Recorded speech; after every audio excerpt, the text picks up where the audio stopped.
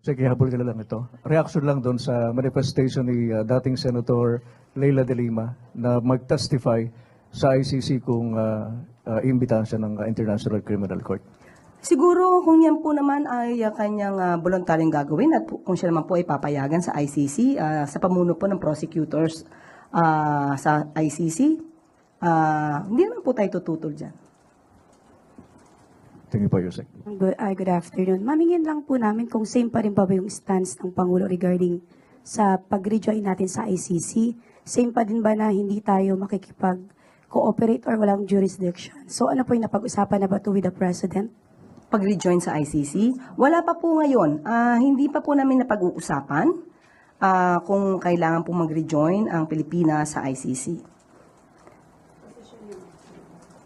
Same pa rin po, wala pa rin pong jurisdiction sa ngayon ang ICC sa Pilipinas. Tuesday New, DCWB. Hello, ma'am. Kahapon nasabi po ninyo na nakarating na kay Pangulong Marcos yung sentiment ng isang pulis kaugnay ng pag-aresto ng gobyerno kay dating Pangulong Rodrigo Duterte. Ngayong umaga po, mayroong pahayag po sa PNP na pinatawag daw po sa palasyo ni Pangulo si Police Brigadier General Jean Fajardo. At may bago po bang instructions ang Pangulo kaugnay ng issue na ito at ano po ba ang directives? Nakausap po mismo natin si General Jean Fajardo, hindi pa po sila nagkakaroon ng pag-uusap ni Pangulong Marcos. Mamaya po yata, tignan po natin kung anong kanila mapag-uusapan. Pero patungkol po dito sa pulis na nag-viral po, matagal na po pala to as of March, effective March 5, tinatawag na po siya na AWOL. Nadeklara po siyang AWOL. Kung sa inyo po, hindi po natin alam kung ito po yung nabanggit na po ni General Jean Fajardo na meron po palang talagang reklamo na dito sa police na involved, may red flag regarding sa kanyang health condition.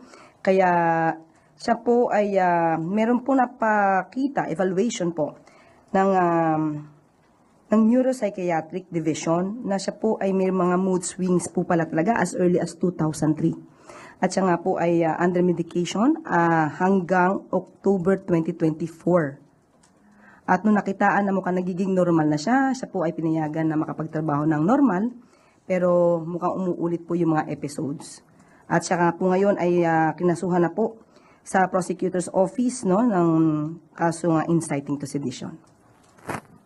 Yeah, dahil may mga ganitong mga incidents, ma'am, sa palagay po ba ninyo may pangangailangan na mas higpitan pa ng PNP yung kanilang requirements in recruiting ng mga bagong PNP personnel dahil isa sa requirement ay yung psychiatric evaluation? Kahit naman po noon ay talaga naman pong istrikto sa pagpili ng kakatawanin po ng PNP, ang pamunuan ng PNP. May mga pagkakataon din po siguro mga isolated cases na nagkakaganito na habang sila po ay nagkakaroon ng kanilang serbisyo ay doon po lumalabas kung ano man yung naging problema. So, kailangan naman po talagang maging istrikto sa pagpili ng kakatawanin po ng PNP.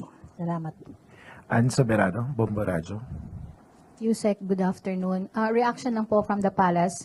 Nagpahayag po kasi ang mga makabayan black lawmakers na gagawa sila ng paraan para harangin po daw yung paghingi ni Attorney Roque ng asylum sa Netherlands. On the part po sa gobyerno, may balak din po ba ang gobyerno na harangin ito sa pamamagitan ng pagbibigay ng rekomendasyon sa gobyerno po ng Netherlands? Sa ngayon po, siguro nabalitaan nyo na po na hindi na po makakasama si Attorney Harry Roque bilang parte ng legal team ni dating Pangulong Duterte.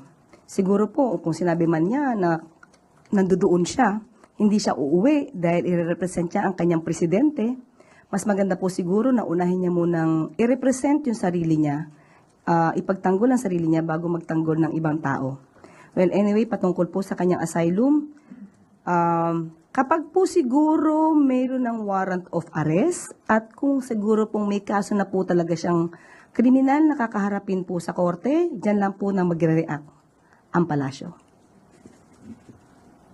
Christian Yusores, Radyo 630. Hi, Yusek.